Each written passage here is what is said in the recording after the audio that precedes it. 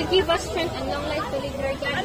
And thank you, Lord God, sa lahat po, Lord God, na sponsor po sa food, especially si Ate Cecil po, Lord God, at sa mga contribution po ng mga friends niya, Lord God. Maraming salamat po, Lord God, sa strength, sa araw-araw po, Lord God.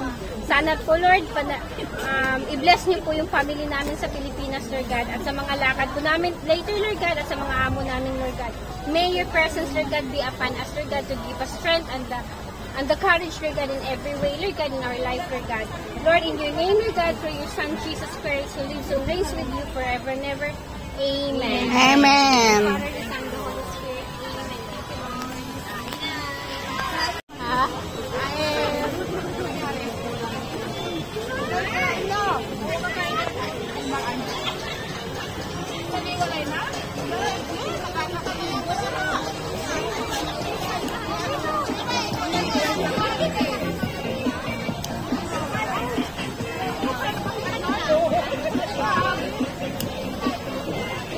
Uy, ano?